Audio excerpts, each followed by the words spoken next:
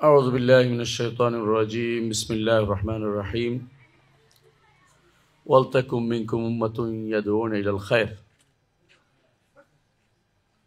আল্লাহ তাআলা বলছেন তোমাদের মধ্যে যেন একটি উম্মত হয় যে জাতি তারা এমন একটা জাতি হবে যারা কল্যাণের দিকে আহ্বান করবে আল্লাহ তাআলা এরপরে বলেছেন কুনতুম খায়রা উম্মাহ তোমরা পুরোটাই উত্তম জাতি খায়রা উম্মাহ তো খায়রা উম্মাহ উত্তম জাতির কাজ হচ্ছে দাওয়াত দেয়া দাওয়াত প্রত্যেকের উপর ফরজ হয় ফরজ আইন না ফরজে কিফায়া ওই সমস্ত জায়গাতে যেখানে পর্যাপ্ত সংখ্যক দ্বীনি দায়ী আছে যেমন সৌদি আরবে ব্যক্তির উপরে ফরজে কিফায়া বাংলাদেশের মতো জায়গাতে প্রত্যেকটি মানুষের ফরজ আইন যে যতটুকু জানে অতটুকু জানাতে হবে রাসূলুল্লাহ সাল্লাল্লাহু আলাইহি ওয়াসাল্লাম বলেছেন বাল্লিগু আন্নী ওয়ালাউ আয়া আমার থেকে একটি আয়াত হলো তোমরা পৌঁছে দাও এর অর্থ হচ্ছে আমি যা জানি তা পৌঁছাতে হবে আমি সূরা ফাতিহা জানি সূরা ফাতিহা পৌঁছাতে হবে সূরা ফাতিহা শুদ্ধভাবে জানি শুদ্ধভাবে শিখাতে হবে আমি তাওহীদের একটা জিনিস জানি ভালো এটা বলতে হয় বারবার এটাতে কোনো রকমের মানে এটা আর বলবো না একবার বলেছি এর সিদ্ধান্ত নেবেন না একই কথা 100 বার বলবেন কারণ আপনি যেটা বলছেন এটা পুরোটাই কল্যাণের কথা নতুন কিছু দেয়া দিন নয় মুহাম্মদ রাসূলুল্লাহ সাল্লাল্লাহু আলাইহি ওয়াসাল্লাম যা নিয়ে এসেছেন তা দেয়াটাই হচ্ছে দিন কথা বুঝতে পারছি নতুন করে নতুন পদ্ধতি কিছু আবিষ্কার করা নতুন সিস্টেম চালু করা এটা দিন নয় মুহাম্মদ রাসূলুল্লাহ সাল্লাল্লাহু আলাইহি ওয়াসাল্লাম যা বলেছেন তা বলাই দিন আমাদের শায়েখনা আব্দুল আজিজ বিন বাজ রাহিমাহুল্লাহ যেখানে যাইতেন আলোচনা করতেন সেখানে প্রথমে তাওহীদের আলোচনা করতেন কেন বারবার একই জিনিস বলতেন কারণ মানব জীবনের সফলতার চাবিকাঠি হচ্ছে তাওহীদ তাওহীদ যদি না থাকে অন্য আলোচনা করে কি লাভ তাওহীদ যদি না থাকে অন্য আলোচনা করে কি লাভ সুতরাং এই দাওয়াত প্রত্যেকটি মানুষকে দিতে হবে আপনারা জানেন যে আল্লাহ তাআলা কোরআনে কারীম বলেছেন ওয়াল আসর ইন্নাল ইনসানা লাফি খুসর প্রত্যেকটি মানুষের ক্ষতিগ্রস্তের মধ্যে আছে ইল্লাল্লাযিনা আমানু ওয়া আমিলুস সালিহাত তবে যারা ঈমান আনবে আমল সালেহ করবে এটুকু যথেষ্ট মনে করা হয়নি এগুলো ব্যক্তির আরো দুইটা রয়েছে এরপরে কি ওয়া তাওয়াসাউ বিল হাক্কি ওয়া তাওয়াসাউ বিস সবর অন্যের সাথে জড়িত এটা হকের ওসিয়ত করবে হকের কথা বলবে হকের কথা জানাবে যা জানছেন তা জানাতেই হবে নবী যদি মনে করতেন আমি তো জান্নাতের সার্টিফিকেট পেয়ে গেছি আর কি দরকার তিনি কিন্তু এতে ক্ষান্ত হননি বরং দাওয়াত দেওয়ার জন্য তার ঐকান্তিক প্রচেষ্টা এত বেশি ছিল যে আল্লাহ তাআলা বরং তাকে নিবারণ করতে বলছেন লাআল্লাকা বাখিউন নাফসাকা আল্লা ইয়াকুনু মুমিনিন আপনি কি নিজেকে ধ্বংস করে দিবেন ঈমানদার না হওয়ার কারণে কারণ রাসূলুল্লাহ সাল্লাল্লাহু আলাইহি ওয়াসাল্লাম চাইতেন তার ঐকান্তিক প্রচেষ্টা সবসময় চাইতেন যে কিভাবে এই মানুষগুলো জাহান্নাম থেকে মানুষগুলো বাঁচানো যায় আপনি আমি নিজের পরিবারকে বাঁচাতে হবে অন্যকেও বাঁচাতে হবে নিজেকে বাঁচাতে হবে অন্য পরিবারকে বাঁচাতে হবে এর বাইরে তাওয়াসিবিল হক যে হক আপনি জেনেছেন হক মানে কি হক হচ্ছে আসিদকু ফিল আখবার ওয়াল আদলু ফিল আহকাম হক হচ্ছে যদি কথা হয় সংবাদ হয় সত্য আর যদি হুকুম বিধিবিধান হয় তাহলে ইনসাফপূর্ণ বুঝে আসছে কথাটা অর্থাৎ আকীদা ও শরিয়া হক হচ্ছে আকীদা ও শরিয়া আমাদের আকীদা পুরোটাই হচ্ছে সংবাদ এই সংবাদটা সত্য এটাকে মেনে নেয়া এটাই হচ্ছে সত্য হিসেবে মেনে এটা হক বুঝছেন তো আমাদের নবীর যে শরিয়ত তিনি নিয়ে এসেছেন যে শরিয়ত আমাদের রেখে গেছেন আল্লাহ তাআলা বলছেন সুম্মা জাআলনাকা আলা শরিয়াতিন মিনাল আমরি আপনাকে শরীয়তের উপর রেখে যাচ্ছি আল্লাহ তাআলা বলছেন এই শরীয়তটা হলো ইনসাফপূর্ণ শরীয়ত তাহলে আপনাকে তাওয়াসিবিল হক যখন করতে বলা হয়েছে আপনাকে আকীদার দাওয়াত দিতে হবে শরীয়ত দাওয়াত দিতে হবে এক পক্ষে দাওয়াতে চলবে না তবে প্রথম দাওয়াত কিসের দিবেন সেটা হলো কথা প্রথমে আপনি দাওয়াতের ক্ষেত্রে কখনো প্রথমেই বিতর্কিত মাসআলার দাওয়াতটা দিবেন না যে মাসালাগুলোতে বিতর্ক আছে এবং হওয়া সম্ভব সাহাবায়ে কেরামের মধ্যে ছিল এই ভিতরে এই মাসালাতে আপনার যেটা প্রাধান্যপ্রাপ্ত এটা বলতে পারেন, কিন্তু এটাকে কাউকে বাধ্য করতে পারেন না। কিন্তু যেগুলোতে মতভেদ নাই, আকীদার বিষয়গুলো, এগুলি দাওয়াত দেওয়ার ক্ষেত্রে কোনো ছাড় চলে না। এগুলি প্রথমে দিতে হয়, এগুলি প্রথমেই দিতে হয়। এই জন্য হকের দাওয়াত দিতেই হবে। হকের দাওয়াত আপনি জেনেছেন, চুপ থাকবেন তা হবে না। চুপ থাকলে আপনি গুনাহগার হবেন, আর চুপ থাকলে আপনি গুনাহগার হবেন। এই জন্য দাঁড়াই, প্রত্যেকটি মানুষের দাঁড়ায়, একজন ইমানদার দাঁড়ি হতেই হবে, দাওয়াত দিতেই হবে তাকে। তবে দাওয়াত দেওয়ার ক্ষেত্রে কিছু নীতিমালা আমাদের মেনে চলতে হবে। আল্লাহ তাআলা বলছেন, উদউ ইলা সাবিল রাব্বিকা বিল হিকমাতি ওয়াল মাউইজাতিল হাসানা ওয়াজাদিলহুম বিল্লাতী আহসান। আপনার রবের দিকে ডাকুন। ডাকতে হবে আল্লাহর দিকে, রবের দিকে। কোনো দিকে ডাকা যাবে না, একমাত্র আল্লাহর দিকে ডাকে। মুহাম্মদ রাসূলুল্লাহ সাল্লাল্লাহু আলাইহি ওয়াসাল্লাম সারা জীবন আল্লাহর দিকে ডেকেছেন। আল্লাহ তাআলা কোরআনে কারীম বলেছেন, ওয়াদউ ইলা রাব্বিকা। আরেক জায়গায় বলেছেন আপনার রবের দিকে ডাকেন। আর এখানে বলছে ওয়াদউ ইলা সাবিল রাব্বিকা, আপনার রবের পথের দিকে ডাকেন। পার্থক্য কি দুটার মধ্যে? একই জিনিস। রবের পথ যেটা, সেটা কুল হাদিহি সাবিলি আদউ ইলাল্লাহ আলা বাসীরাতিন আনা ওয়া মান ইত্তাবা'আনি। এ হচ্ছে আমার পথ, যেই পথে আমি এবং আমার অনুসারীরা এই পথ দিয়ে ডাকে। নবী যে পথে ডেকে গিয়েছেন, সাহাবায়ে কেরাম যে পথে ডেকে গিয়েছেন, সেই পথের বাইরে অন্য কোনো পথে আহ্বান করা যাবে না। সাহাবায়ে কেরামের দলীয় কোনো টেন্ডেন্সি ছিল আপনি বলতে পারবেন? আবু বকর একটা দল, ওমর একটা দল, ওসমান একটা দল ছিল, গোষ্ঠী ছিল। ওরা কোন দিকে আহ্বান করতেন? আল্লাহর দিকে আহ্বান করেছেন। আবু বকর রাদিয়াল্লাহু আনহু হাতে যারা প্রথম ইসলাম গ্রহণ করেছেন, এরা সৌভাগ্যবান। আবু বকরও সৌভাগ্যবান।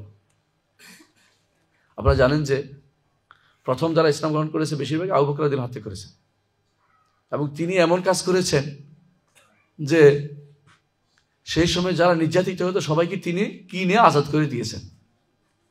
সূরা লাইলের মধ্যে আল্লাহ তাআলা সে উল্লেখ করেছেন যে কোন নিয়ামতের কারণে সেটা করেনি, ইল্লা ইবতিগা ওয়াজহি রাব্বিল আলা। মহান রব্বুল আলামিনের চেহারা দেখবে বলে, মহান রব্বুল আলামিনের চেহারা দেখবে বলে। কোথায়? জান্নাতে। সর্বোচ্চ নিয়ামতটা পাওয়ার আশায় তিনি এই কাজটি করেছেন। দুনিয়ার কোনো উদ্দেশ্য থাকতে পারে না দাওয়াতের ক্ষেত্রে। দাওয়াতের ক্ষেত্রে দুনিয়ার উদ্দেশ্য থাকলে দাওয়াত পুরোটাই বাতিল। আজ দাওয়াতের ক্ষেত্রে উদ্দেশ্য বহু রকমের। আমার দল ভারী করা, অমুকের দল ভারী করা, আমার গোষ্ঠী বড় করা, অমুকের গোষ্ঠী বড় করা যদি উদ্দেশ্য হয়ে থাকে, প্রথমে আপনার উদ্দেশ্য পণ্ড হয়ে গেছে। দাওয়াত অবশ্যই দিতে হবে, কিন্তু দাওয়াত দিতে হবে আল্লাহর দিকে, আল্লাহর পথের দিকে। সাবিল রাব্বিকা, উদউ ইলা সাবিল রাব্বিকা। দাওয়াত সবাই দেয়, দাওয়াত কে দেয় না? অমুসলিমরাও দাওয়াত দিচ্ছে। আপনারা জানেন অমুসলিমরা বেশি দাওয়াত দেয়। তাদের তিন গোষ্ঠী এক হয়ে গেছে। এমনি খ্রিস্টানরা তিন ভাগে বিভক্ত, প্রটেস্ট্যান্ট, অর্থোডক্স এবং ক্যাথলিক। দাওয়াতের ক্ষেত্রে একটা তারা সম্মিলিত ফান্ড করছে। সে সম্মিলিত ফান্ড থেকে সারা বিশ্বে তারা খ্রিস্টান মিশনারি দাওয়াতের জন্য সারা বিশ্বে তারা লোক প্রেরণ করে। নিজেরা ঝগড়া করলেও দাওয়াতের ক্ষেত্রে তারা সামান্যতম কমতি করে না। এই জন্য দেখবেন যে ক্যাথলিক হলে তার বিরুদ্ধে প্রটেস্ট্যান্ট লাগে যায় না, যে এখন তারে আমার দলে নিয়ে আসে, বলে না। তারা মনে ক্যাথলিক হলে হয়েছে। দুঃখজনক হলো এটা, মুসলিমরা দাওয়াত দেয়, কিন্তু তারা নিজেরা তাদের পকেট ভারী করার জন্য, লোক ভারী করার জন্য, দল ভারী করার জন্য দাওয়াতটা বেশি দেয়।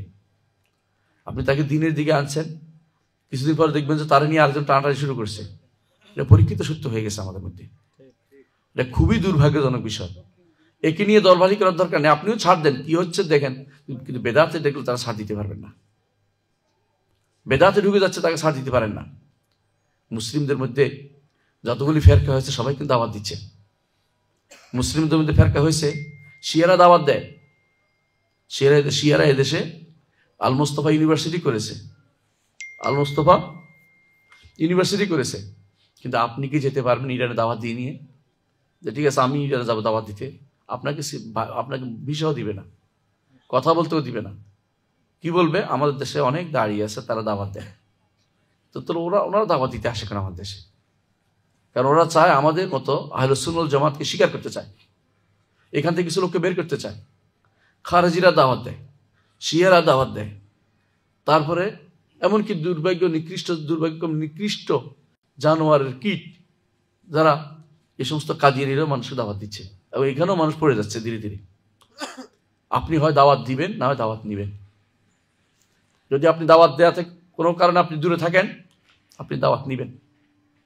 নাহনু উম্মাতুদ দাওয়া, নাহনু উম্মাতুদ দাওয়া, দাওয়াত উম্মত। কোনো ব্যক্তি আপনি জানেন না কার দ্বারা কি উপকার হবে। আমি মতলব এলাকার হাইমসরের এক লোককে দেখেছি, তার হাতে কমপক্ষে 50 থেকে 60 জন মানুষ ইসলাম গ্রহণ করছে, অথচ তিনি একজন মাত্র সাধারণ মানুষ ছিলেন, কোনো পড়ালেখা জানতেন না, ভালো পড়ালেখা জানতেন, কোরআন শরীফ শুদ্ধ করে পড়তে পারতেন। কিভাবে তার অশ্লুব ছিল সুন্দর, বুঝাতে পারতেন কিভাবে দাওয়াত দিতে হবে। অনেক ইসলাম গ্রহণ করেছে, এমনকি শেষ পর্যন্ত তিনি ওদের কাছে দাঁড়ি হিসাবে নিয়োগ প্রাপ্ত হয়েছেন। আপনাদের কাছে, এটা বেশি দূরে না, আপনারা জানতে কিন্তু নদীর ওই পারে তিনি ইসলাম গ্রহণ করেছে। তার হাতে অনেক ইসলাম গ্রহণ করেছে, কিচ্ছু জানতেন, তিনি কোরআন শরীফ শুদ্ধ করে পড়তে পারেন, এর বাইরে কিছু জানেন। কিন্তু হ্যাকমত অশ্লুবটা তার সুন্দর, বুঝাতে পারতো, কথা বললেই মানুষের মধ্যে আসর করতো, প্রভাব ফেলতো। মুহাম্মদ রাসূলুল্লাহ সাল্লাল্লাহু আলাইহি ওয়াসাল্লাম এই প্রভাবক ছিলেন। তার সাথে কেউ কথা বলে কোনোদিন এ কথা বলতে পারেনি যে আপনার কথা তো মিথ্যা, এটা বলতে পারে না। বরং কি বলতো, ওয়াল্লাহি ইন্না ওয়াজহাকা লাইসা ওয়াজহু কাযাব, আমি শপথ করে বলছি আপনার চেহারা কোনো মিথ্যাবাদী চেহারা নয়। শপথ করে বলতো এটা। ওয়ালাকিন, কিন্তু কিন্তু কিন্তু থাকবে মানুষের মধ্যে, কিন্তু আপনি যেন তার কাছে, দাড়ি যেন তার কাছে কোনো বিরূপ অবস্থা না যায়, দাড়িটা সবসময় দেখা দরকার। আমি তার সামনে এমন কোনো কাজ করবো না যে কাজের কারণে আমার দাওয়াত থেকে মানুষ দূরে সরে যাবে। দাওয়াত থেকে মানুষ দূরে সরে যাবে এমন কাজ করা উচিত নয়। নিজেরা যতক্ষণ পারে টানাটানি করলে অন্যরা হাসাহাসি করবে আমাদের নিয়ে। এটা দুর্ভাগ্যের বিষয়, আমরা এটা করে থাকি।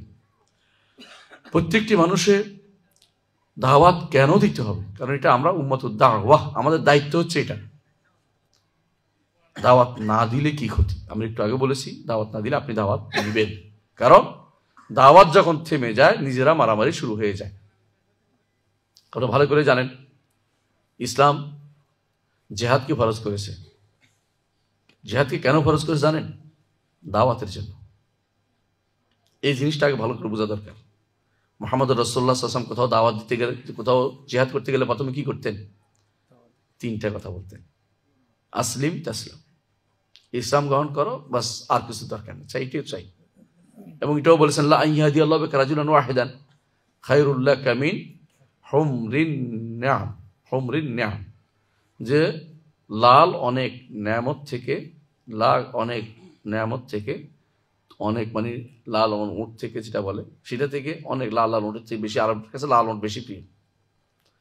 তোমার এর চেয়ে বেশি উত্তম হচ্ছে একজন মানুষ হেদায়েত লাভ করা, অর্থাৎ দুনিয়ার কোনো উত্তম সম্পদের চেয়ে, যে কোনো উত্তম সম্পদের বেশি উত্তম। রাসূলুল্লাহ সাল্লাল্লাহু আলাইহি ওয়াসাল্লাম তিনি এমন কোনো সুযোগ রাখেন না যে সুযোগ তিনি দাওয়াতের মানে সদ্ব্যবহার করেন না, সবগুলি করছেন। একবার খেদমত করতে এক ইহুদি, রাসূল তার ছোট বাচ্চা তার বাড়িতে গেছেন, তখন সে যায় অবস্থা রাসূলুল্লাহ সাল্লাল্লাহু আলাইহি ওয়াসাল্লাম সেখানে বললেন আসলি, ইসলাম গ্রহণ করো। ছেলে তার বাবার দিকে তাকালো, বাবা বললো যে আচ্ছা আবুল কাসেম, আবুল কাসেম অনুসরণ করো। আবুল কাসেম কে? মুহাম্মদ সাল্লাল্লাহু আলাইহি ওয়াসাল্লাম। এটা শুনে ছেলেটি বললো আশহাদু আল্লা ইলাহা ইল্লাল্লাহ ওয়া আশহাদু আন্না মুহাম্মাদার রাসূলুল্লাহ, এরপরই মারা গেল। রাসূলুল্লাহ সাল্লাল্লাহু আলাইহি ওয়াসাল্লাম বললেন আলহামদুলিল্লাহিল্লাযী আনজাহু মিনান নার, আল্লাহ শুকরিয়া আদায় করে যিনি আমাকে দিয়ে মিনান নার, আমাকে দিয়ে আল্লাহ তাআলা এর জাহান্নাম থেকে মুক্তির ব্যবস্থা করে দিয়েছে।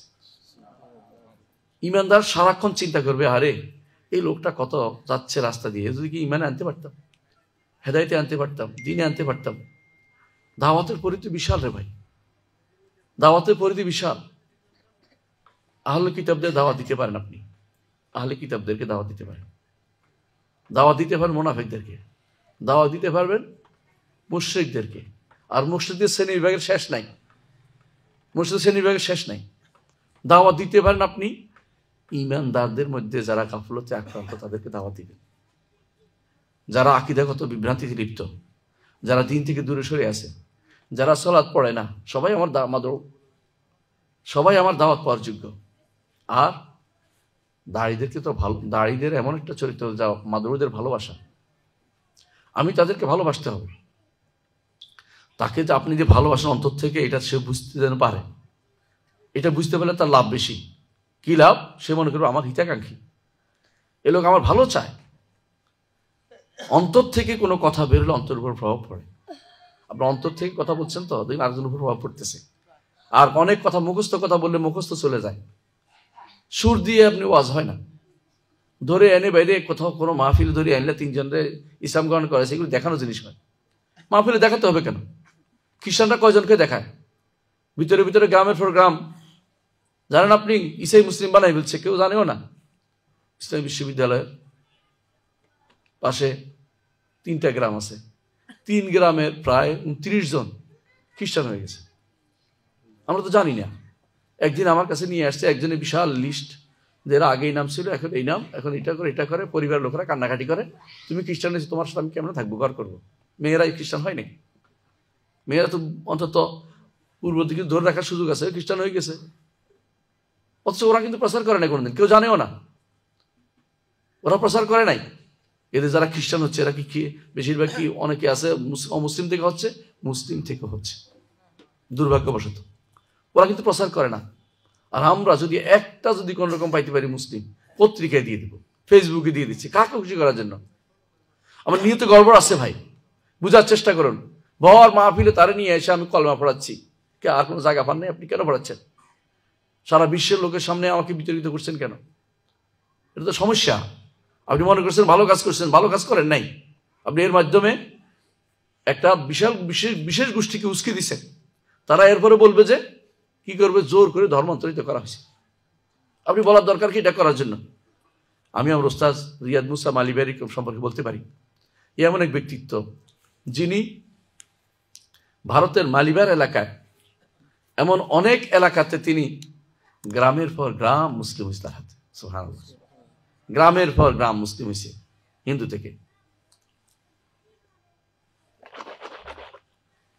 কিন্তু কোনো পত্রিকা আসা নিষেধ, কোনো ব্যক্তি জানবে না।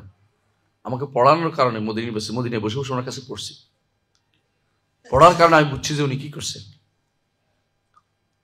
একদিন কথা বললাম, আপনি কি করে, আমি দেখছি আপনি স্বাভাবিকভাবে কথা বলতেছেন, কিভাবে আপনি এদেরকে কনভার্ট করেন? তখন তিনি বললেন, দেখেন অসলুব কত সুন্দর। বলছে আমি কিছু করি না, আমি যাই দেখি ওরা কি করতেছে, কাজ করতেছে, করতেছে, তাদের সাথে মিশে যাই। কিভাবে মিশে যাই? তাদের মা এতে যাই না। আবার মিশে যাওয়ার তো এই নয় তাদের আবাদখানা ঢুকে দেবো, মূর্তি ঢুকিয়ে কেন? তারা কাজ করতেছে, আমিও তাদের বলতে কি কাজ করতেছো তুমি? এটা আচ্ছা, তো তুমি কি জানো যে এইটা করে তোমার কি লাভ? তারপরে আমি আখিরাতের কথা স্মরণ করাই দিই। তুমি যে মনে করতেছো এইটা হবে, এটা কিন্তু আসলে এরকম কিন্তু না আসলে। তারপর আমি তাকে কিছু একটা হাতিয়ে দিই, ছোট একটা জিনিস। এর মধ্যে তার মনে হয় যে এই লোকটা তো আমার ভালো চাচ্ছে। এর মধ্যে আমি তার সাথে খাইতে বসি, সে মনে করে তো ওরা তো আমাদের অস্পৃশ্য মনে করে, তো অস্পৃশ্য মনে করতেছে না, পার্থক্য অনেক। সে তো আমার সাথে সে শেয়ার করতেছে খাবার, 10টা খাবার ওর 1টা খাবার দিচ্ছে, একসাথে খাচ্ছে, ও এক টেবিলে খাচ্ছে, কোনো সমস্যা নেই। এক পাতে খাওয়া জরুরি না, মানে খাচ্ছে একখানে। তো মনে করে যে আমার তো হিতাকাঙ্ক্ষী, কল্যাণকারী। এভাবে তিনি তার সাথে মিশার পরে একজন দুইজন করে করে পুরা এলাকায় ইমান আনে। আর উনি ওদের থেকে একজনকে ইমাম বানিয়ে দেয়, তুমি ইমামতি করবা কোরআন শিক্ষা দিয়ে। এরকম গ্রামের পর গ্রাম তার হাতে ইসলাম গ্রহণ করছে। কিন্তু উনি কোনোদিন লাইটে আসেনি, কোনো বলার জন্য আসে নাই, কেউ বলে নাই যে এটা করতেছে। এইটা একটা অশ্লুব, কোনো সন্দেহ নেই। আরেকটা অশ্লুব আছে, সেটা হচ্ছে ডিবেটের মাধ্যমে। এটা পরের কথা, এটা এখন আসতেছে না। ডিবেটের মাধ্যমে সবাই পারেও না, এটা আমি আলোচনা করব। আমি বলতে চাচ্ছি এটা দাওয়াত আমাকে দিতেই হবে, নাহলে দাওয়াত নিতে হবে। চুপ মেরে থাকার কারণে আজ বেদাতিরা আমাদের সমাজ থেকে ঘুরে ঘুরে খাচ্ছে, আমাদের ইমানদারদের ঘুরে ঘুরে খাচ্ছে, ইমান নিয়ে যাচ্ছে, চিনিমিনি খেলছে। বিশুদ্ধ আকীদার মানহাজে দাওয়াত দিলে আপনি শত্রু হবেন, কোনো সন্দেহ নাই। কাদের কাছে শত্রু হবেন? কাদের কাছে শত্রু হবেন? সাধারণ মানুষ শত্রু হবেন না, কায়েমি স্বার্থবাদীদের কাছে। আপনি ভালো করে দেখেন, কোরআনে কারিমে আল্লাহ তাআলা বলছেন, ক্বাল আল মালাউল্লাযিনা ইসতাকবারু। যখনই নবী আসছে তখনই ক্বাল আল মালাউল্লাযিনা ইসতাকবারু। আমার ওস্তাদ শেখ আব্দুল্লাহ গুনাইমান হাফিজাহুল্লাহ তিনি বলতেন, তুমি কি চিনো মালা কারা? মালা কি? নেতা গোছের লোকেরা, সমাজে যাদের কি আছে, একটা প্রভাব আছে, সমাজের মধ্যে তার একাই প্রভাব চলছে, এলাকা ভিত্তিক, এই এলাকা ওনার, এই এলাকা ওনার, সেখানে আপনি ঢুকছেন, এটা তো তার কাছে কষ্টই লাগবে, যে কোনো সময় তার প্রভাব কমে যাবে, সে বুঝতে পারে এটা।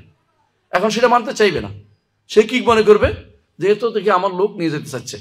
ফেরাউন যেটা বলেছিল যে ওইয়া ধাবাবে তারিখ কাছে কুমল মুসলা, যে মুসা এবং ফেরাউন দুজনে মিলে তোমাদের সুন্দর সমাজ ব্যবস্থাকে ধ্বংস করতে চায়। সুন্দর কথা বলছে, তাই না? এমনভাবে বলছে যে মুসা এবং হারুন তোমাদের দুইজনকে, তোমাদের সমাজটাকে নষ্ট করতে চায়। ওইয়া ধাবাবে তারিখ কাছে কুমল মুসলা, তরিকাতুল মুসলা বুঝছেন তো? তোমাদের এই সুন্দর সমাজ ব্যবস্থা, মুসলা মানে যেটা মিসালি বলে, আদর্শ সমাজ ব্যবস্থাকে ধ্বংস করতে চাচ্ছে, বুঝছেন তো? আপনি দাওয়াত তাওহীদের দিকে দিবেন, ইসলাম ইমানের দিকে দিবেন, বিশুদ্ধ আকীদার দিকে দিবেন, তখনই সেখানে যারা ভুল আকীদার উপর আছে তারা শুদ্ধ না হয়ে তারা আপনার বিরুদ্ধে খেপবে। সেখানে আপনার দায়িত্ব কিন্তু খেপে যাওয়া নয়, এটাও খেয়াল রাখতে হবে। আপনার দায়িত্ব হচ্ছে ওদেরকে ইগনোর করা, ওদের প্রতি খুব বেশি আগ্রহ না দেখানো। খুব বেশি আগ্রহ করে কিছু করতে পারবেন না। যদি আপনি ওদের সাথে আবার বিতর্কে জড়ান, আপনি ক্ষতিগ্রস্ত কিছু হবেন না। কারণ তারা হেদায়েতের জন্য হেদায়েত নিবে, মনমাসিদের যুদ্ধ করতে, তর্ক করতে আসে নাই। তারা তর্ক করতে আসছে আপনাকে যে কোনো মূল্যে হারাতে হবে, এই চিন্তা আসছে। আপনি কি খেয়াল করেছেন? আল্লাহ তাআলা বলছেন আবাসা ওয়া তাওয়াল্লা আন জাআহুল আ'মা ওয়া মা ইউদরিকা লাআল্লাহু ইয়াযাক্কা আও ইয়াযাক্কারু ফাতানফা'হু যিকরা আম্মা মান ইস্তাগনা ফাআনতা লাহু তাসাদ্দা ওয়া মা আলাইকা আল্লা ইয়াযাক্কা। খেয়াল করেছেন কি বলেছে? নবী কেন ভ্রুকুঞ্চিত করলেন? এইটা আল্লাহ তাআলা তাকে মৃদু তিরস্কার করলেন। কেন? যে অন্ধ ব্যক্তি আসছে, অন্ধ ব্যক্তি হয়তো উপকৃত হবে, তার প্রতি গুরুত্ব দেন। কিন্তু যে আপনি মুখ ফিরিয়ে আছে তার প্রতি আপনি গুরুত্ব দিচ্ছেন। কে? উতবা, শাইবা, রাবিয়া, বিশাল বিশাল নেতাদের প্রতি গুরুত্ব দিচ্ছেন। বিশাল বিশাল নেতারা কোনোদিনই নবীদের অনুসারী ছিল না। নবীদের অনুসারী সবসময় নিম্ন শ্রেণীর লোকরাই ছিল। এর প্রমাণ হচ্ছে আবু সুফিয়ান রাদিয়াল্লাহু আনহু, তখন তিনি ইসলাম গ্রহণ করেননি। রোম সম্রাট হেরাক্লিয়াসের দরবারে বলছিলেন, হেরাক্লিয়াস জিজ্ঞাসা করছে হেরাকলা যে এই যিনি নবুয়ত দাবি করতেছেন তার অনুসারী কারা?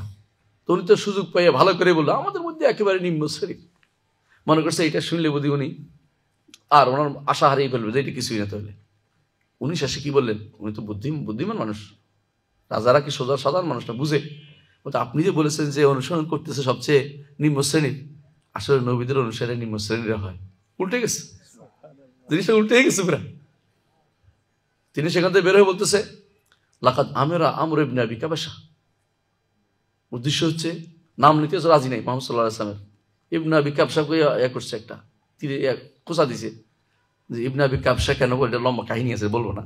যে ওই ব্যক্তির ছেলে তো দেখি তার অবস্থা তো ভালো হয়ে গেল, অর্থাৎ ইবনে আবি কাবশা বলতে চাচ্ছে তার বাপ আব্দুল্লাহকে, তো আবু কাবশা তার ছেলে হইল মোহাম্মদ, তার অবস্থা তো দেখি মজবুত হয়ে গেল। মানে উনি চাচ্ছেন এটাকে ছোট করে দিতে, এটা আরো মজবুত হয়ে গেছে, এটা কঠিন হয়ে গেছে। মানে নবীদের অনুসারী যারা হয় তাদের মধ্যে গুরুত্ব বেশি দিতে হয়। কথা বলছেন কিনা?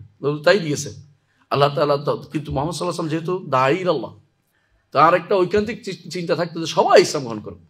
এমনকি তিনি মনে করতেন যে বড় বড় ইসলাম গ্রহণ করলে সবাই ইসলাম গ্রহণ করবে, তার এটা ইচ্ছা ছিল। কিন্তু হেদায়েত তো আল্লাহর হাতে, হেদায়েত তো আল্লাহর হাতে। মা ইয়াহদিল্লাহু ফাহুয়াল মুহতাদ ওয়া মা ইউদ্লিল ফালান তাজিদ লাহু ওয়ালিয়্যাম মুরশিদা। যে আল্লাহ যাকে হেদায়েত দিবে সে হেদায়েত প্রাপ্ত। আপনি চাইলেও হেদায়েত দিতে পারবেন না। ইন্নাকা লা তাহদি মান আহবাবতা ওয়ালাকিন্নাল্লাহু ইয়াহদি মান ইয়াশা। আপনি চাইলেও হেদায়েত দিতে পারবেন না, আল্লাহ যাকে ইচ্ছা তাকে হেদায়েত দিবেন। আপনার দায়িত্ব হচ্ছে ওমা আলাইনা ইল্লাল বালাগুল মুবিন, ওমা আলাইকা ইল্লাল বালাগ, পৌঁছে দেওয়ার দায়িত্ব আমাদের প্রত্যেকের দায়িত্ব, পৌঁছে দেওয়া। সুন্দর করে পৌঁছাতে পারছি কিনা এটা হলো বড় দায়িত্ব। কত সুন্দর করে আমি মশলাটা তার কাছে দিতে পারছি এটা হলো বড় কথা। আমি তাকে আসলেই সুন্দর করে দিতে পারছি কিনা এটা আমার বড় কাজ। এই জন্য দাওয়াতের ক্ষেত্রে কখনো সামান্যতম সুযোগও হাতছাড়া করা যায় না। যে কোনো সময় এই দাওয়াতের এই পদ্ধতিগুলোকে অবশ্যই মেনে নিতে হবে, যে হাতছাড়া করা যাবে না। আমাকে যেটা বলছিলাম দাওয়াত দিতেই হবে, দাওয়াত না দিয়ে কোনো উপায় নেই। যদি আপনি দাওয়াত না দেন ফিতনায় জড়িত হয়ে যাবেন। ফিতনার যুগে দাওয়াতের মধ্যে থাকা একটা ইমান রক্ষার একটা বড় মাধ্যম হচ্ছে আপনি দাওয়াতের মধ্যে থাকা। কারণ যদি আপনি দাওয়াত দেন আপনার কাছে জিন শয়তান মানব শয়তান কোনটা আসতে পারবে না। তারা তো আপনাকে ভয় পাবে যে এটা তো করে বাবারে বাবা, এর সাথে কাছে হতে পারে না। দাওয়াত না দেন সুযোগ পেয়ে যাবেন। আপনাকে তখন একদিকে হাদিস অস্বীকারীরাও আসবে আপনার কাছে, এমনকি অপব্যাখ্যাকারীরাও আসবে, শিয়ারা আসবে, খারেজিরা আসবে, আজেবাজে লোকেরা আসবে, মানে সমাজের বিশৃঙ্খলাকারীরাও আসবে। ফেতনার কোনো শেষ নাই এই যুগে। এমন ফেতনা যে সকালে ইমানদার, বিকালে কাফের, আর বিকালে ইমানদার, সকালে কাফের হয়ে যাচ্ছে। হাদিস অনুসারে একদম পুরো দেখতে পাচ্ছেন আপনারা। এই ফেতনা থেকে যদি বাঁচতে হয়, তাহলে অবশ্যই দাওয়াতের মধ্যে আমাদেরকে থাকতে হবে। কিন্তু দাওয়াত দিবেন যে দাওয়াতের ম্যাটেরিয়ালস থাকতে হবে, কি বলেছেন আল্লাহ তাআলা দেখেন, আলা বাসীরাতিন, জেনে বুঝে দাওয়াত দিতে হবে। যেটা জানি এটা বলবো, যেটা জানি না এটা জানি না বলবো, সমস্যা কি? যেটা জানি না এটা জোর করে জানানোর চেষ্টা করবেন না, দয়া করে। জানি না বলতে কোনো লজ্জার বিষয় না, জানি না বলতে কোনো রাসূলুল্লাহ সাল্লাল্লাহু আলাইহি ওয়াসাল্লাম তিনি নিজে বলছেন, আমি জানি না তুব্বা নবী ছিলেন কিনা। অসুবিধা হয়েছে? রসুলের মতো ব্যক্তি বলছেন তুব্বা নবী ছিলেন কিনা আমি জানি না, রসুল বলছেন। ইমামদের কথা পরের কথা, জানি না এই জিনিসটা যে ব্যক্তি বলতে ভুল করবে সে ব্যক্তি মহাবিপদে পড়ছে। আমরা কোনো রকমে জানি না বললে তো আমার লোক ছুটে যাবে, ছুটে যাক, কি হবে? ইমাম মালিক রহমতুল্লাহ আলাইহির কাছে একজন আসে 40টা প্রশ্ন করেছে, 36টা তিনি বলতে জানি না। তো তিনি বলতেছেন যে যাচ্ছে বলছে, তো কি আমি যে বলবো ইমাম মালিক জানে না? হ্যাঁ বলবি, আমি জানি না, আমি কি করবো, জানি না, আমি বলবো না তুমি আমি জানি না, তুমি মালিক জানতেও জানি না, আল্লাহ তাআলা আরেকজন মিলিয়ে দিবে, জানবে। কিন্তু আমার সমস্যা হচ্ছে আমরা না জেনেও জানার ভান করি। বেশিরভাগ মানুষই আল্লাহর উপর ইমানটা এখনো জানতে পারে নাই। আল্লাহর উপর ইমান কিভাবে হতো জানেন। আল্লাহর উপর ইমানটা যদি বিশুদ্ধভাবে নিতে পারতো তাহলে বাকিগুলো শুদ্ধ হয়ে যেত। জানেন একটা কেন নবীরা এই দাওয়াতটা প্রথম দিয়েছে, তাওহীদের দাওয়াতটা, কারণ এইটা দিলে বাকিগুলো শুদ্ধ হবে। এটা মানহাজটা শুদ্ধ করে দিবে আপনাকে। আল্লাহর উপর ইমানের জায়গাটা শুদ্ধ করে দিলে বাকিটা আপনি এই ধারা আলোকেই চলবেন, আপনার আর বাইরে যাওয়া লাগবে না। এই আলোকে আপনার বাকিগুলো শুদ্ধ অটোমেটিক হয়ে যাবে, শুধু একটু পড়তে হবে মাত্র, এর বাইরে আর কিছু না। তাহলে আপনাকে দাওয়াতের পথে থাকতেই হবে। দাওয়াতের ফজিলতের ব্যাপারে আমার লম্বা আলোচনার দরকার নেই, আপনারা করেছেন, শুনেছেন ইতিমধ্যে আপনারা অনেক, আমি সেটা যাচ্ছি না। কিন্তু দাওয়াত কিভাবে দিবেন, দাওয়াত দেওয়ার পদ্ধতি আল্লাহ তাআলা 3টা বলে দিয়েছেন। মনে রাখবেন, দাওয়াত দেওয়ার পদ্ধতি একটা হলো উসলুব, একটা হলো ওয়াসায়া। বুঝলেন? দাওয়াত দেওয়ার পদ্ধতি 3টা মূল কাজ। এটার ভিতরে যে সমস্ত আরো শাখা অনেকগুলো, যে সেগুলি বলা হয় ওসিলা। হ্যাঁ, এটা হলো আসালিব, বিভিন্ন রকমের ধরন। একটার রকম ধরন হয়। কোরআনে কারীম ধরেন, প্রত্যেক একজনে পড়ছে, এটা কত সুন্দর করে পড়তে পারে, কেউ তাড়াতাড়ি, কেউ আসতে পড়তে পারে। বুঝলেন না কথাটা? দাওয়াতের মূল পদ্ধতি হচ্ছে 3টা। কয়টা? 3টা। 1 নম্বর হচ্ছে বিল হিকমা, 2 নম্বর হচ্ছে আল মাউইজাতুল হাসানা, আর 3 নম্বর হচ্ছে আল জিদাল বিল্লাতি আহসান। অর্থ করতেছি আমি, অপেক্ষা করুন। হিকমা শব্দের বিভিন্ন অর্থ করা হয়েছে। হিকমা শব্দের অর্থ কোরআনও আসছে, হিকমা শব্দ তো হাদিসও আছে, হিকমা শব্দের অর্থ আছে আল আদল, ইনসাফের কথাও আসছে। হিকমা শব্দের বিভিন্ন অর্থ আসছে, কোনো সন্দেহ নেই। কিন্তু দাওয়াতের ক্ষেত্রে কোনটা? ইবনে কাইয়িম রাহমাতুল্লাহ আলাইহি বলেন, দাওয়াতের ক্ষেত্রে হিকমত হচ্ছে কোন সময়ে কিভাবে কোন কথাটা বলতে হবে, যে ব্যক্তি জানছে সে ব্যক্তি হাকিম। কথা বুঝছেন কিনা? কোন সময়ে কোন কথাটা কিভাবে বলতে হবে জানতে পারলে এটা হাকিম। এই হিকমতটা অবলম্বন করতে হবে। আমাদের ঝিনাইদহের একটা ছেলে আব্দুল্লাহ জাহাঙ্গীর রহমতুল্লাহ হাতে ইসলাম গ্রহণ করেছে। কিভাবে ইসলাম গ্রহণ করেছে আপনারা জানেন? তার বাবা যখন মারা গেছে তারে পড়াইতে নিয়ে যাচ্ছে। সে হিন্দু, তার বাবা তো হিন্দু, পড়াইতে নিয়ে যাচ্ছে। তো দেখতে পাচ্ছে তাকে পড়াচ্ছে, জোর করে আগুনের ভিতরে ঠেলে ধরে রয়েছে, দিয়া যাতে করে উঠে না যায় ইত্যাদি ছেড়ে ধরে রাখছে। এটা তার কাছে অন্তরে আসর প্রভাব ফেলেছে। আচ্ছা, আলোচনা করতে চাই কেন এটা করলো। তোমরা যে ইসলামে কিন্তু এটা নাই। এই সুযোগটা, এই সময় ইসলামে কিন্তু কত সুন্দর করে ধোয়ায়, কাপড় চোপড় দিয়ে, আতর দিয়ে, গোলাপ দিয়ে তাকে রাখা হয় মাটিতে মধ্যে, এবং সেটা তার জন্য সুন্দর ব্যবস্থাপনা করা হয়। এটা তার মনে প্রভাব ফেলছে, ইসলাম গ্রহণ করেছে। এইভাবে একজন মানুষ তার যেই সময়ে যেটা বলা সেই সময় সেটা বলা, যেই পদ্ধতিতে বললে হবে সেই পদ্ধতি বলা, এবং যেই কথাটা বলা দরকার সেই কথাটা বলা, এইটা হচ্ছে মূলত হিকমত। এটা হচ্ছে হিকমত। তো হিকমতের এই জায়গাটা একজন মানুষ বিভিন্নভাবে হিকমতের ইগনোর করে যাচ্ছে। হ্যাকমতের জায়গাটা ইগনোর করে যাচ্ছে। অনেক সময় হ্যাকমত কিরকম জান, আমার ওস্তাদ একদিন বলছিলেন, হ্যাকমত দাওয়াতের একটা হ্যাকমত দেখাইছেন, বলছেন আমাদেরকে, বলছেন কি, আমি গেছিলাম মাঠে গিয়ে দেখি মুসলিমদের মধ্যে দাওয়াতের হ্যাকমত, যে ছেলেরা বিকালবেলা খেলতেছে, এই ফুটবল খেলতেছে, খেলে তো বাচ্চারা খেলবেই। এখন যে আমি বলি যে নামাজে আসো, কিছু শুনবে না, কেউ কথাই শুনবে না আমার, কারণ খেলার সময়টা। আমি ওখানে বসে একটা বন্ধু আরব দেশে বলে একটা পাতানো, একটা এই বিছনা পাচ্ছি, একটা পায় ওরা ছোটো, এটা যদি সাথে নিয়ে যায়, এটা বিছে, এটার মধ্যে বসে আমি একটা চার ফ্লাক্স নিয়ে বসে খাইতেছি। বুঝলেন কথাটা? কিছু বলি না, দাওয়াত চা খাইতে দাওয়াত দিই না, কিছুই বলি না, চা খাচ্ছি বসে সুবহানাল্লাহ আলহামদুলিল্লাহ পড়তেছি। যখন আসরের টাইম হয়েছে আমি দাঁড়িয়ে আজান দিয়ে দিলাম। আসর টাইম হয়েছে, আজান দিয়ে দিলাম, কারোর কিছু ডাকিও নেই, আজান দিয়ে আমি নামাজ দাঁড়াই গেছি। প্রথম দিনে একাই পড়ছি, কেউ আসে নাই। দ্বিতীয় দিন আমি এরকম বসে মাঠ তো সবাই মুক্ত, আমার অসুবিধা কি। এক পার্সেন্ট আমি আজান দিচ্ছি, আজান দিয়ে দাঁড়াইছি, একজন এসে আমার সাথে দাঁড়াইছে, তৃতীয় দিন আরেকজন আসছে, চতুর্থ দিন কয়েকজন আসছে, চা খাওয়া আরো পছন্দ করে, আসো খাওয়া খেতে আসো সবাই এখানে চা খাওয়াইছি। দেখা গেল পরের দিন খেলাও হচ্ছে আমার সাথে, সবাই নামাজ পড়ার জন্য আগে মাইকে সব বলে আগে নামাজ ওখানে পড়ে তারপরে আসবো, আগে নামাজটা পড়ে শেষ করেছে। যে উনি বলতেছে আমি কিন্তু তাকে একটাও মুখে বলি নাই যে হ্যাঁ এই খেলা হবে না, এখন কিসের খেলা, নামাজের টাইম দৌড় এটা করে নাই, কারণ আমার হাতে এর চেয়ে বড় ক্ষমতা আমার নাই যে আমি তার আটকাবো। কিন্তু আমি যেটা করতে পারছি এটা হচ্ছে আমি আমার আলো নিয়ে তার কাছে যেতে পারছি, আলোটা বিতরণ করতে পারছি, এবং সে বুঝতে পারছে এটা ভালো জিনিস যে একজন মানুষ আজান দিচ্ছে, নামাজ বাদে কেমন থাকি, একজন মানুষ একামত দিছে তারা একামত সাথে শরিক হই, একজন দুইজন করতে পরবর্তীতে সবাই এখানে নামাজি হয়ে গেছে। এটা তো ইমানের বিষয়, দাওয়াতের হ্যাকমতের বিষয় ভাই। এই হ্যাকমতটা বুঝতে হবে কোন সময় কোনটা করতে হবে, মানুষ তিন প্রকার। এক প্রকার মানুষ আছে তার মধ্যে বোধের অভাব, এলমের অভাব, জ্ঞানের অভাব, তাকে জ্ঞান দেওয়াটা হচ্ছে হ্যাকমত। বুঝতে পারছেন? আরেক রকম মানুষ আছে গাফলতে আছে, জ্ঞান আছে কিন্তু গাফলতের মধ্যে পড়ে আছে, তাকে এই গাফলত থেকে তাকে সাবধান করার নাম হচ্ছে উত্তম উপদেশ, মাওয়াইজাতুল হাসানা। এই জন্য ওয়াজ করতে হয়, ওয়াজ নসিহত মনে করে দিতে হয়। এই জন্য কাফাবিল মৌতে ওয়াইজান, মৃত্যুর কথা স্মরণ করলে মৃত্যু নসিহত হিসেবে যথেষ্ট।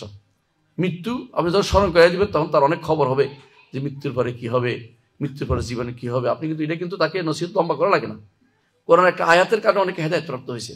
ইতিহাসে দেখেন একটা আয়াত পড়ছে, এটার কারণে হেদায়েত প্রাপ্ত হয়েছে, এটার কারণে হেদায়েত প্রাপ্ত হয়েছে। আমি মোহাম্মদ রিয়াদ মুসাম আলিবারিকে বলছিলাম যে আপনি বেশিরভাগ কোন আয়াত তেলাওয়াত করেন ওদের কাছে?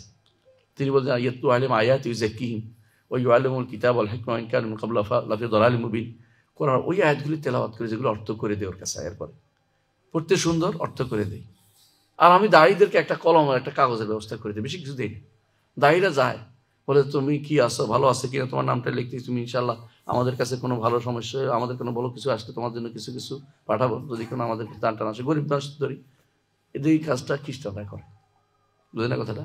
ওরা বিভিন্ন জায়গায় যাই অসুস্থ হলে তারা দেখে, কিন্তু আপনি কিন্তু তারা দেখার সুযোগ পান না। আপনি কিন্তু শুধু চান যে সমাজে যারা প্রতিষ্ঠিত তাদের কাছে যাবেন, সাধারণ মানুষ তাদের কাছে আপনি দাওয়াত নিয়ে যাচ্ছেন না। ওদেরকে দাওয়াত বেশি কবুল করবে, কেন? তার মধ্যে এখনো পর্যন্ত কি আছে, অন্তরটা কঠিন হয়ে যায়নি, অন্তরটা নরম আছে। অন্তর কঠিন হয়ে যায় কার? আল্লাহ বলছে কাসাত কুলুবুহুম, ওদের অন্তর কঠিন হয়ে যায় যারা দুনিয়াতে কি আছে মুতরাফ, অনেক বেশি বিলাসী জীবন যাপন করে, তাদের অন্তর কঠিন হয়ে যায়। তারা জেনেও নিবে না, শুনতেও চাইবে না। একটা গোষ্ঠী আছে, রাসূলুল্লাহ সাল্লাল্লাহু আলাইহি ওয়াসাল্লাম তায়েফে গিয়েছেন দাওয়াত দিতে। এক ভাই বললেন তুমি যদি কোনো রাজত্ব পাও আমার কি দিবা, মানে সে হচ্ছে গিভ এন্ড টেকের মাসলা চলে গেল, নাউজুবিল্লাহ। আরেক ভাই বললো যে তুমি তো ভালোই হইতাম, মক্কাবাসী নিল না কেন তোমার দাওয়াত? আরেক ভাই বললো আমি তো কথাই বলতে রাজি নেই। তিনটাই শয়তান, তিনটাই রাসূলুল্লাহ সাল্লাল্লাহু আলাইহি ওয়াসাল্লামের সাথে খারাপ ব্যবহার করলো। রাসূলুল্লাহ সাল্লাল্লাহু আলাইহি ওয়াসাল্লাম তাদের সাথে উত্তম ব্যবহার করে চলে আসতেও দিল না, রক্তাক্ত করে দিলেন। রাসূল তারপরেও দোয়া করলেন, আল্লাহ এরা বুঝে না, আল্লাহ এদেরকে তুমি হেদায়েতের পথে দাও। পাহাড়ে ফেরেশতা এসে বললেন যে আপনি অর্ডার করুন, আমি দুদিক থেকে, আপনারা জানেন তায়েফে গেলে দেখবেন পাহাড়, দুদিক থেকে এই উপত্যকার মানুষগুলিকে শেষ করে দেব। রাসূলুল্লাহ সাল্লাল্লাহু আলাইহি ওয়াসাল্লাম বললেন যে না, আমি আশা করি এদের পেট থেকে আল্লাহ তাআলা এমন লোকদেরকে বের করবেন এই উপত্যকার মানুষদের থেকে, যারা যারা একমাত্র আল্লাহর ইবাদত করবে। তাই তো হচ্ছে, এখন তো আল্লাহর ইবাদত করতেছে। রাসূলুল্লাহ সাল্লাল্লাহু আলাইহি ওয়াসাল্লামের এই আশাটা আল্লাহ কবুল করেছেন, আর তার সবরকে আল্লাহ তাআলা মূল্যায়ন করেছেন, এবং সেটা দিয়ে আজ দুনিয়া সারা দুনিয়া ইমানে ভর্তি করে দিয়েছে সারা দুনিয়ার মানুষদেরকে। কিন্তু শর্ত হচ্ছে দাওয়াতের ক্ষেত্রে আপনাকে অবশ্যই হিকমত অবলম্বন করতে হবে। হিকমত অবলম্বন করতে হবে, মাওয়াজা হাসানা, দুইটা জিনিস থাকবেই। উত্তম উপদেশ এবং হিকমতের মধ্যে আছে আপনি তাকে হিকমত দিবেন, হিকমতের নাম করে এমন কাজ করবেন না। হিকমত এমন একটা দুধারি তরোয়ারের মতো, দুধারি তরোয়ার বুঝেন কিনা, দুদিকে কাটে। হিকমতের নাম করে কুফরিতে অংশগ্রহণ করা যাবে না। হিকমতের নাম করে মূর্তি যেখানে আছে ওখানে যাইয়া কোরআন তেলাওয়াত করা যাবে না। হিকমতের নাম করে যেখানে শহীদ মিনার আছে এখানে কোরআন তেলাওয়াত করা যাবে না, এটা নিয়ম না। শিরকের জায়গাতে আপনার এখানে চলে না। এটা হিকমত হচ্ছে আপনি নিজের ইমানটা ঠিক রাখবেন, নিজের জায়গা ঠিক রাখবেন। আমি একটা উদাহরণ দিচ্ছি আমার ওস্তাদ কি ওদের সাথে খেলতে গেছে? খেয়াল করেন জিনিসটা। হিকমতের নাম করে তিনি ওদের সাথে মিশে যায় নাই। আর আমরা কি করি? হিকমতের নাম করে নিজের অবস্থান ছেড়ে দিয়ে নিচে নেমে যাচ্ছি। আপনি যদি হকের উপর থাকেন তো নিচে নেমতে পারেন না। আপনি হকের উপর থাকলে আদান কি আমাদের এখানে না দূরে আমাদের হিকমতের অবস্থান যদি কোনো হিকমতের নাম করে আপনি কখনো ছাড় দিতে পারবেন না, দিনের কোনো ছাড় দিতে পারবেন না। হিকমত হবে শুধুমাত্র হিকমতের নাম করে গান বাজাতে পারবেন না। কথা বুঝলেন কিনা? কারণ ইসলামে গান যদি কোনো এতই গুরুত্ব হইতো রাসূলুল্লাহ সাল্লাল্লাহু আলাইহি ওয়াসাল্লাম সাহাবীরা কোথাও যায় গান গাইতেন।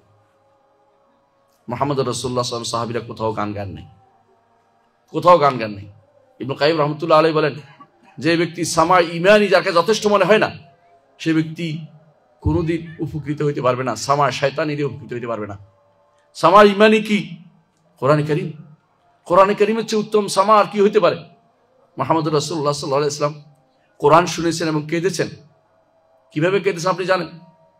ভাই সাহাবী বলতেছেন, আমি দেখলাম রাসূলের চোখ থেকে পানি পড়ছে, চোখে টলটল করছে। যখন এই আয়াত পর্যন্ত তেলাওয়াত করলেন, ফাকাইফা ইযা জি'না মিন কুল্লি উম্মাতিন শাহীদান ওয়া জি'না বিকা আলা হাউলাই শাহীদা। সেদিন কি অবস্থা হবে যেদিন আপনাকে যখন প্রত্যেক উম্মত থেকে আমি একজন করে সাক্ষ্য নিয়ে আসবো, আর আপনাকে এদের সবার উপরে সাক্ষ্য বানাবো। রাসূলুল্লাহ সাল্লাল্লাহু আলাইহি ওয়াসাল্লাম তাকে দেখলাম তিনি কাঁদছেন। রাসূল তো কোরআন শুনতেছেন নাকি? কোরআন শুনতেছেন। আল্লাহ এই সামার নির্দেশও দিয়েছেন, ওয়া ইন আহাদুম মিনাল মুশরিকিনা ইস্তাজারাকা ফাআজিরহু হাত্তা ইয়াসমা কালামাল্লাহ। যদি মুশরিকদের মধ্যে কেউ আহাদ মুশরিক ইস্তাজারাকা আপনার কাছে কি চায়? আশ্রয় চায়, তাহলে আশ্রয় দেন। হাত্তা ইয়াসমা কালামাল্লাহ, আল্লাহর কোরআন যেন শুনি।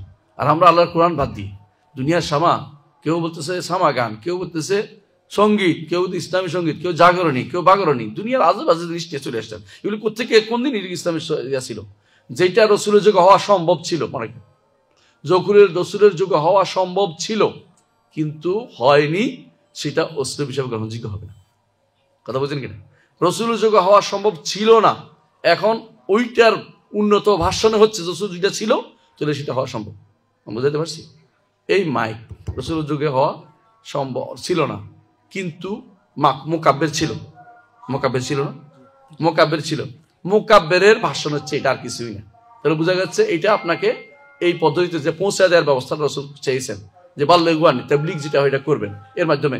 কিন্তু আপনি যদি মনে করেন যে না এই মাইক না, এখন তো আমার কি ডাম ফিটে মানুষকে জানাইতে হইব, না জায়েজ হবে না। কারণ এই সিস্টেম রাসূল অনুমোদন করেন না। যখন বলছে যে তাহলে কি করবে, আজানের সময় আইলে আমরা ঘন্টা বাজাবো, রাসূল না, এটা আমাদের দ্বারা হতে পারে না।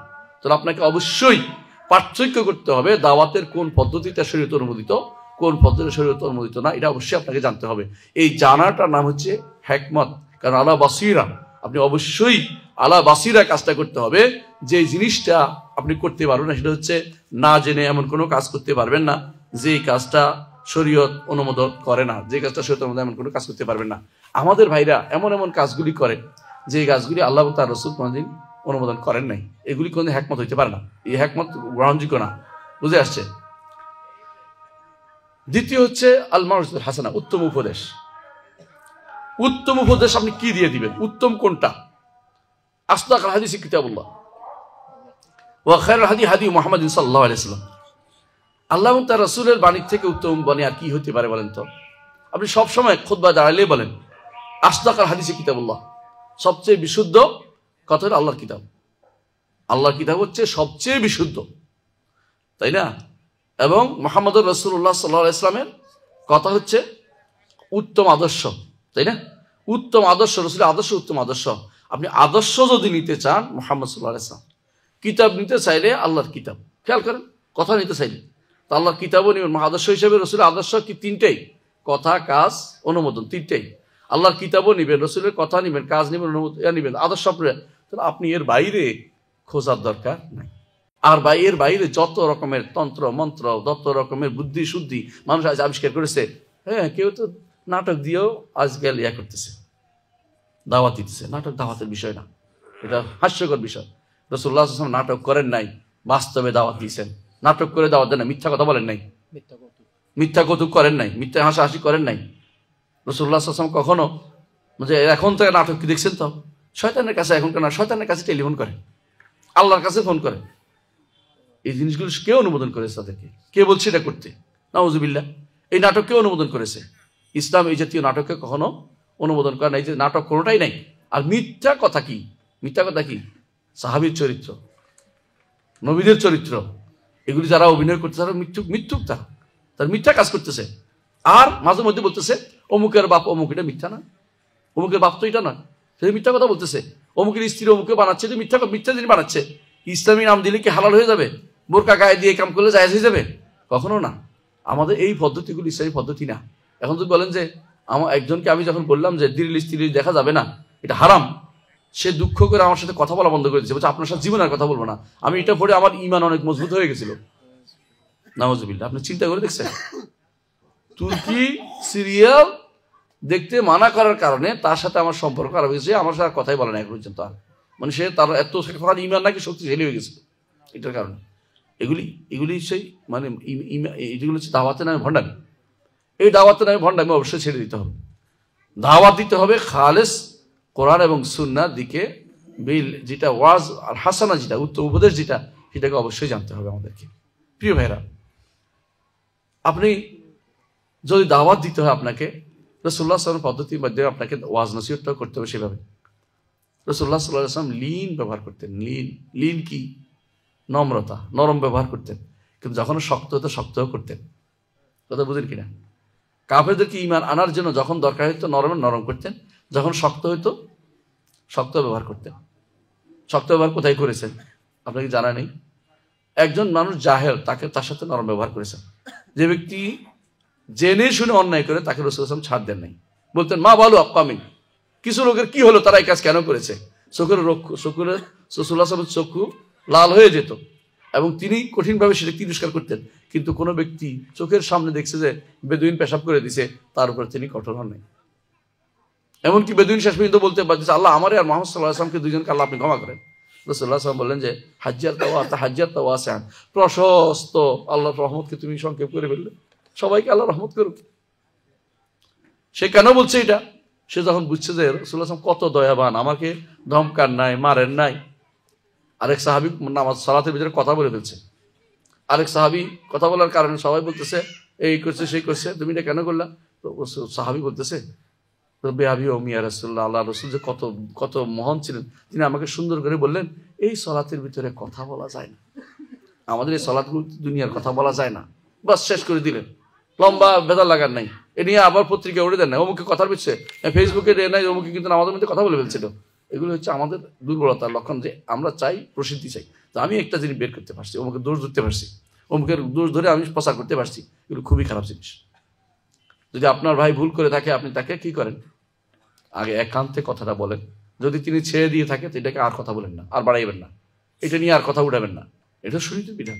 এটা বাড়াবাড়ি করা হচ্ছে, আপনি বিপদ ফেলছেন, পুরো সমাজকে বিপদ ফেলছেন। আপনার কাছে কেউ আর নয়, আপনার কাছে কেউ আর নিরাপদ না, কারণ সে কোনো কথা হইলেই আপনি দুনিয়া ব্যাখ্যা করবেন। মানুষ তো ভুল করে না ভাই, কে না ভুল করে? মুহাম্মদ রাসূলুল্লাহ সাল্লাল্লাহু আলাইহি ওয়াসাল্লাম বলেছেন কুল্লু বনি আদম খাত্তা ওয়া খায়রুল খাত্তাইন আত-তাওয়াবুন। প্রতিটি বনি আদম ভুল করে, উত্তম ভুলকারী হচ্ছে ওই ব্যক্তি যে ব্যক্তি তওবা করে, যে ব্যক্তি তওবা করে, ফিরে আসে আল্লাহর দিকে, ভুল ছেড়ে দেয়। তো ভুল তো মানুষ করবেই, ভুল করবে নাকি? আপনি এই দিকে তাকান না কেন যে যদি আহলুস সুন্নাতে কোনো ভুল করে তার সাথে ভালো ব্যবহার করার জন্য শরীয়ত বলেছে। বেদাতীরা ভুল করলে বেদাতটাকে শুদ্ধ করার জন্য, তাও মানুষকে তা শির করতে বলা হয় নাই।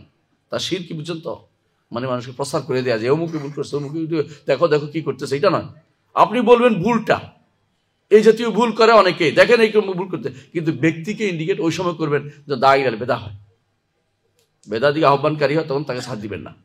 বেদাতের আহ্বানকারী হলে ছাড় দিবেন না, কিন্তু বেদা দিকে আহ্বানকারী না, ভুল করেছে, বেদাতি হলো, বেদাতের লোক হলো, তাকে তামদরি বলবেন না, কারণ তো হেদায়েতের আশা করা যায়। আমি তোকে হেদায়েতের কাজ করতে যাচ্ছি, তো চিনতে হবে। আর যদি কোনো আহলুস সুন্নাত ওয়াল জামাতের লোক হয়, যারা আমাদের নিজস্ব আকীদা ও মানহাজে একরকম হয়, তার ভুলটাকে আমি কঠিনভাবে ধরে রাখবো, তার ভুলের কারণে কোনোদিন আর তাকে কাছে আসতে দিব না, কাছে ঘেঁষতে দিব না, বা তার সাথে আমি আর যাব না, বা ভাগ হয়ে যাব। এটা আমাদের এই বর্তমান সমাজ আমার বড় ফেতনার ভিতরে পড়ে আছে। এটা এই ফেতনাতে আমরা ভাগ হয়ে আছি, হইতে আছি। এটা তো অন্যায়। কেন এটা করতে যাবো? এটা এই জন্য হচ্ছে, আমি আমার ব্যক্তিগত ইগুটাকে প্রাধান্য দিচ্ছি, আমরা যদি সবাই দাওয়াতমুখী হইতাম, এই সমস্যাটা আমাদের আসতো না। দাওয়াতমুখী আমরা হচ্ছি না, এটাই বড় সমস্যা। প্রিয় ভাইরা, তাহলে মাওলানা হাসান উত্তম উপদেশ আমাদের লাগবেই, তবে উপদেশের জন্য কোনটা ব্যবহার করবে এটা আপনাকে নিতে হবে। যে আমি উপদেশের জন্য, এক গ্রুপ আছে উপদেশের জন্য কি ব্যবহার করে বলেন? মিথ্যা কাহিনী ব্যবহার করে না উপদেশের জন্য। মসজিদে মিথ্যা কাহিনী বলে না। আমাকে এই পদ্ধতি থেকে বেরিয়ে আসতে হবে। মিথ্যা কাহিনী বলে মুহাম্মদ রাসূলুল্লাহ সাল্লাল্লাহু আলাইহি ওয়াসাল্লামের দাওয়াত ছিল না, সাহাবায়ে কেরামের কোনো দাওয়াত ছিল না। তাদের দাওয়াত ফলপ্রসূ হয়েছে এই জন্য সত্যের উপর ছিলেন। বলে রিজা বিসিদকি ওয়া সাদ্দাকা বিহি, সত্য ছাড়া তাদের কোনো চলাফেরা ছিল না। আপনি সত্যবাদী হন, আপনাকে মানুষ ভালোবাসবে। মিথ্যাবাদী হন, মিথ্যা কথা ছড়াবেন, আপনি গুনাহ ছড়াচ্ছেন। এবং এমন মিথ্যা কথা ছড়া যেগুলো আকীদাগতভাবে বিভ্রান্তি। ভালো করে পড়ে দেখুন, ওই বইগুলি পড়ে দেখুন। ওই বইগুলিতে আকীদাগত বিভ্রান্তি ভর্তি। বিশেষ করে যে সমস্ত বইতে তাওয়াক্কুল শিক্ষা দিচ্ছে, পুরো তাওয়াক্কুল না হয়ে তাওয়াক্কুল হয়ে গেছে, মানে আরেকজনের উপর নির্ভর করা শিক্ষা দিচ্ছে, আল্লাহর উপর নির্ভর না হইয়া অন্য কিছুর উপর নির্ভর শিক্ষা দিচ্ছে, অথবা নির্ভরতা বাদ দিয়ে দিচ্ছে পুরোপুরি, অথবা কোনো কর্ম বাদ দিয়ে দিচ্ছে। এগুলো পুরোটাই হচ্ছে আল্লাহ তাআলার বিধানের বাইরের কাজ। প্রিয় ভাইরা, যেটা বলছিলাম, এখন কিছু মানুষ আছে দাওয়াত, বর্তমানে আমি আমার বক্তব্য শেষ করবো, দাওয়াত মানুষ কত রকম দিচ্ছে এটা বলতে চাচ্ছি, এটা বলে শেষ করবো। কিছু মানুষ দাওয়াত দিচ্ছে মাযহাবী অন্ধত্বের দিকে, কিছু মানুষ দাওয়াত দিচ্ছে দলের দিকে, কিছু মানুষ দাওয়াত দিচ্ছে গোষ্ঠীর দিকে, কিছু মানুষ দাওয়াত দিচ্ছে শুধু ফজিলতের দিকে, কোন কাজ করলে কত ফজিলত এটা পাওয়া যায়। কিছু মানুষ দাওয়াত দিচ্ছে সুন্নাহ পরিত্যাগ করার দিকে, দিচ্ছে না, সুন্নাহ লাগবে না। কিছু মানুষ দাওয়াত দিচ্ছে বিবেককে শানিত করো, বিবেককে যত বেশি পারো বিবেককে শানিত করো। কিছু মানুষ দাওয়াত জাতীয়তাবাদের দিকে, কিছু আছে দেশাত্মবোধের দিকে, কিছু আরো যে আমরা ধর্মীয় বাধা রাখতেছি না, সবগুলি একসাথে করে ফেলতে চাই। প্রত্যেকে আমরা মানুষ হিসাবে, সে আমার ভাই, হিন্দু আমার, বৌদ্ধ আমার ভাই, অমুক আমার ভাই, তমুক আমার ভাই। শরীয়ত যেটাকে ভাই বলেন, আপনি ভাই বলতে পারেন না, আপনাদের সেখানে দেখতে হবে এই জাতিগুলো, এই কথাগুলো যে আপনি মুখ থেকে বের করতেছেন, আপনার জানা উচিত, আর তো জ্ঞান থাকা উচিত। কিছু মানুষ স্মার্টনেসের জায়গায় স্মার্টনেসের দিকে দাওয়াত দিচ্ছে, স্মার্ট হইতে যাইয়া আমরা আল্লাহ এবং রাসূলের বিধানকে আমরা আনস্মার্ট মনে করছি। নাউজুবিল্লাহ, অনেক কিছু সেটা হচ্ছে। কিছু মানুষ বলে যে আমরা লিবারাল, আমি পরিচয় দিচ্ছি লিবারাল, এবং বিশ্বের তাবৎ কাফেরদের কাছে নিজেকে সম্মানিত করার জন্য, লিবারাল প্রমাণ করার জন্য প্রয়োজনে ইসলামের কোনো বিধিবিধানের দিকে আহ্বান যারা ছেড়ে দিচ্ছে, তারা কিন্তু নিজেকে স্মার্ট দাবি করতেছে। এগুলো ইসলাম কোনোদিন অনুমোদন করে না। কিছু মানুষ মনে করে অন্ধকার কোনো ঝান্ডার নিচে একত্রিত হওয়া দিকে আহ্বান জানাচ্ছে। অন্ধকার ঝান্ডা বুঝেন কিনা? ইসলামে কোনো ঝান্ডা নেই, একমাত্র মুহাম্মদ রাসূলুল্লাহ সাল্লাল্লাহু আলাইহি ওয়াসাল্লামের ঝান্ডা, আর কোনো ঝান্ডা হইতে পারে না। যুদ্ধের ময়দানে ভিন্ন, প্রত্যেক জন্য এলাকা ভিত্তিক ঝান্ডা হইতে পারে, জায়েজ আছে। যেমন রাসূলুল্লাহ সাল্লাল্লাহু আলাইহি ওয়াসাল্লাম আনসারদের ঝান্ডা ছিল, মুহাজির ঝান্ডা ছিল, কি জন্য? যুদ্ধের সুবিধার্থে, ভাগ করার জন্য। এখন ভাগ করে কিসের ঝান্ডা নির্দিষ্ট আছে, ফারিক বাইর করে ওরা, ওই সেনাবাহিনী, যে অমুক এত কোর হিসাব ভাগ করে, এরা এদিকে ওরা ওদিকে থাকবে, এরকম ঝান্ডা অসুবিধা নাই। কিন্তু ইসলামে কোনো আঞ্চলিকতা অথবা জাতীয়তা অথবা কোনো ব্যক্তি অন্য কোনো রকমের ঝান্ডা ইসলামে নাই। ইসলামে যদি বলেন যে আমার এই দলের ঝান্ডা এটা, ওই দলের ঝান্ডা এটা, দলটা ইসলামে নাই, দলবাজি ইসলামে, স্টান্টবাজি ইসলামে নাই। ইসলামে একমাত্র আহ্বান জানাতে হবে রব্বুল আলামিনের দিকে, আল্লাহর দিকে, আল্লাহ দ্বীনের দিকে, শরীয়তের দিকে, আকীদার দিকে, এবং মুহাম্মদ রাসূলুল্লাহ সাল্লাল্লাহু আলাইহি ওয়াসাল্লামকে ভালোবাসার দিকে, এইগুলি থেকে আহ্বান জানাবেন। আপনি ঈমানের দিকে, দ্বীনের দিকে আহ্বান জানাবেন। আপনার একমুখী হলে এখন সমস্যাটা হবে না। আমি অনেক সময় উদাহরণ দিয়ে থাকি। আমাদের কিছু ভাই একসময় দাওয়াতের কাজ করতো মসজিদে, আপনারা জানেন, যতদিন পর্যন্ত তাদের মধ্যে নেতৃত্বের কোন্দল আসে নাই, ততদিন পর্যন্ত একে অপরকে কিন্তু মারে নাই, মারামারি হয় নাই কিন্তু। এখন কেন মারামারি হচ্ছে জানেন? নেতৃত্ব নিয়ে কে অমুক গোষ্ঠী দিবে নেতৃত্ব, না অমুক গোষ্ঠী দিবে। আর নেতৃত্ব দরকার তো না, দরকার তো দাওয়াত দেয়া। আমি কয়জন মানুষকে হেদায়েতের পথে আনতে পেরেছি সেটা আগে দেখেন। যে জিনিসটা খ্রিস্টানরা এখন পর্যন্ত দাওয়াতের ক্ষেত্রে মারামারি করে নাই, আপনি হকের উপর থেকেও মারামারি করছেন। তাহলে আপনারটা বিতর্কিত করছেন কেন? আপনার দাওয়াতকে বিতর্কিত করে ফেলছেন মানুষের কাছে। মানুষ এখন আপনার দাওয়াত নেওয়ার ক্ষেত্রে চিন্তা করে হাজারবার যে আমি যে এই দাওয়াতটা নিচ্ছি, তো ওরা তো নিজেরাই মারামারি করে। আপনি যে বিতর্কিত করে আমার দাওয়াত থেকে মানুষকে দূরে সরিয়ে দিচ্ছেন। যা বলছিলাম, দাওয়াত আপনাকে দিতেই হবে। দাওয়াত দেওয়ার পদ্ধতি হচ্ছে বিল হিকমাতি ওয়াল মাউইজাতিল হাসানা ওয়াল জিদার বিল্লাতি আহসান ওয়া জাদিলু বিল্লাতি আহসান। দুইটার কথা আমি বলেছি। এক নম্বর হিকমতের কথা বলেছি। হিকমত নাম দিয়ে কোনো কিছু বাতিলের কোনো কিছু গ্রহণ করা যাবে না, এটা মাথায় রাখতেই হবে। কোনো বাতিলের সাথে সামান্যতম এক বিন্দুর সাথে কোনো কম্প্রোমাইজ চলবে না। তবে নিজেকে হিকমত বলতে ওইটাই বুঝাচ্ছি, পদ্ধতি আপনি কি নেবেন সেটা গ্রহণ করবেন। যেই পদ্ধতিতে কখনো শরীয়তে নাই এমন কোনো পদ্ধতি গ্রহণ করা যাবে না, নতুন করে পদ্ধতি গ্রহণ করা যাবে না। বুঝে আসছে? এখানে একটা হচ্ছে ওয়াসাইল, একটা ওসলুব, মানে একটা হচ্ছে মাধ্যম। কিভাবে বলছেন? কেমন? তিনটা মাধ্যমে, এটা হিকমতের মাধ্যমে অথবা উত্তম উপদেশের মাধ্যমে অথবা উত্তমভাবে বিতর্কের মাধ্যমে। এই তিনটা এর মাধ্যমে, যেই মাধ্যমে হিকমতের মাধ্যমটা কিভাবে পৌঁছাবেন এটা আপনার বিবেক বলবে, আপনি ঠিক করবেন। অসুবিধা নাই এটা যে এর কাছে যাইতে হলে আমাকে সম্ভবত হাদিয়াও দিতে হতে পারে। রাসূল বলেছেন তাহাদু তাহাবু, হাদিয়া দিলে হয়তো তার মনটা নরম হবে। অথবা তারা দাওয়াত দিতে পারেন। রাসূলুল্লাহ সাল্লাল্লাহু আলাইহি ওয়াসাল্লাম এভাবে দাওয়াত দিতেন, লোকদেরকে দাওয়াত দিতেন।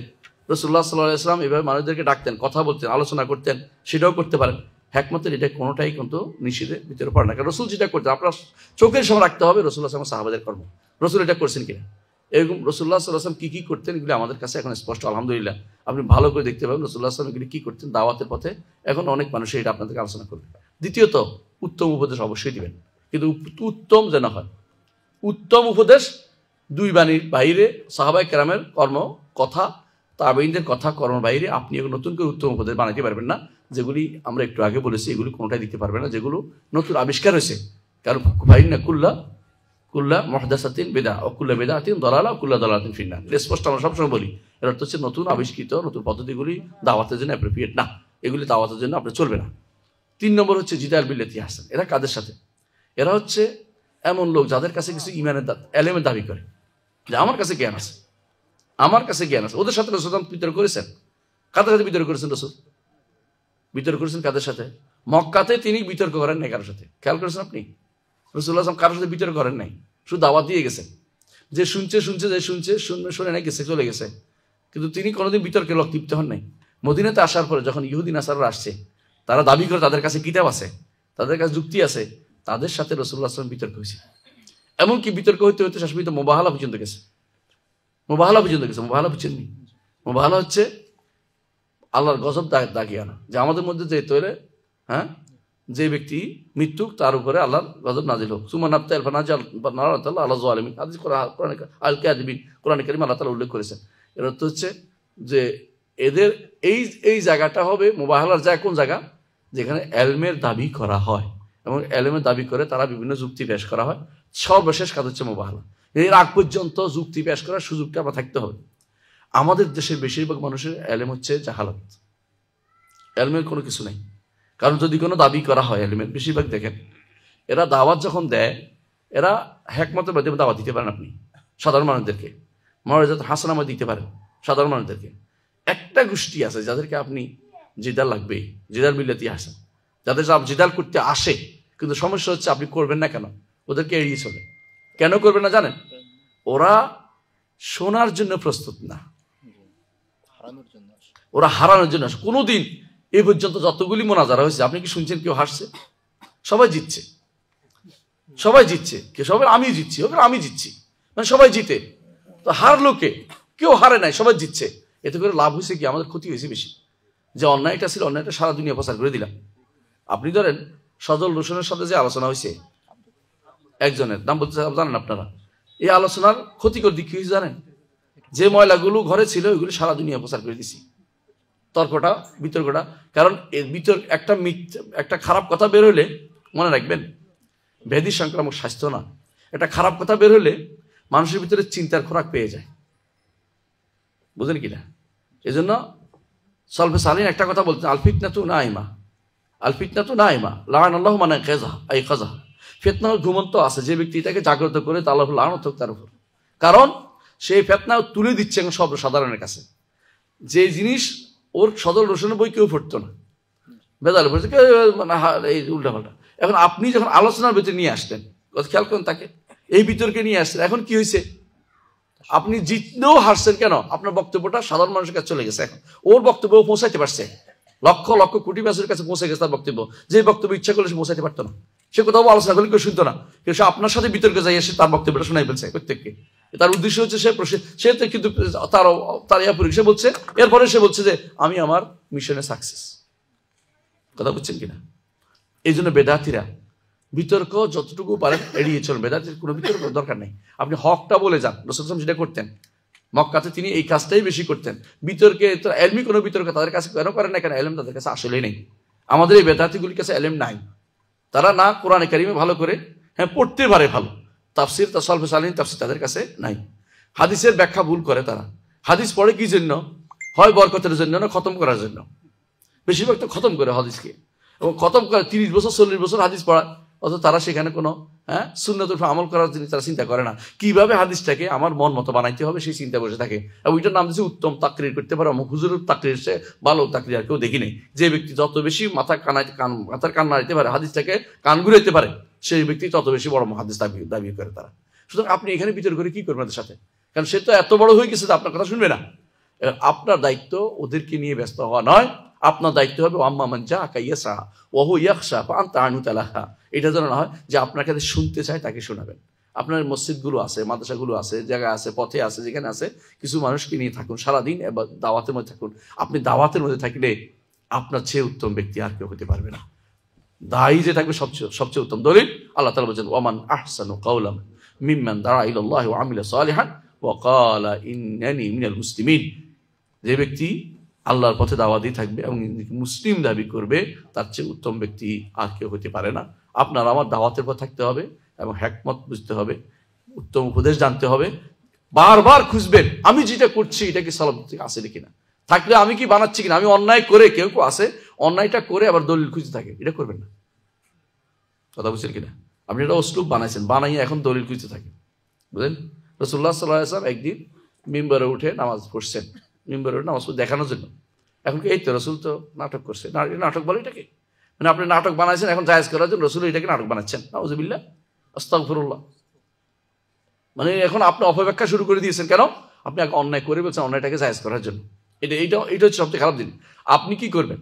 এই জন্য আমাদের শেখ মোহাম্মদ সালেহ উসাইমিন একটা কথা সবসময় বলতেন, হাদিস যখন পড়া চিন্তা করো এখান থেকে আমি মাসলা বের করো, এটা চিন্তা করো না এখান থেকে আমার মাথার ভিতরে যে বুদ্ধিটা আছে ওটা এখান থেকে কোনো কাজে লাগানো যায় কিনা, এটা এই হাদিস দিয়ে ওখানে বোঝা যায় কিনা। এই জাতীয় কাজ করে আপনি বিভ্রান্ত হবেন, কারণ এটা কোনো হাদিসের উদ্দেশ্য না। আপনি হাদিস পড়বেন এই জন্য যে আমি এখান থেকে হেদায়েত লাভ করবো, হাদিস এই জন্য পড়বেন না এখান থেকে আমার যে বিবেকে যেটা আছে, আমার মাথার ভিতরে যে সমস্ত চিন্তা কুচিন্তা আছে এগুলো যে দলিল কিভাবে সংগ্রহ করবো এটার জন্য হাদিস পড়বেন না। হাদিস হেদায়েত লাভের জন্য পড়বেন, যে আমি যেটা এখানে আছে এটাই নিব, আমার মাথার ভিতরে যা থাকে তা বাদ দিব।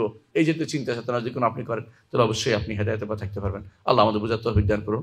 সুবহানাকাল্লাহি ওয়া বিহামদিকা আশহাদু আল্লা ইলাহা ইল্লা আনতা আস্তাগফিরুকা ওয়া আতুবু ইলাইক। আসসালামু আলাইকুম ওয়া রাহমাতুল্লাহি ওয়া বারাকাতুহু।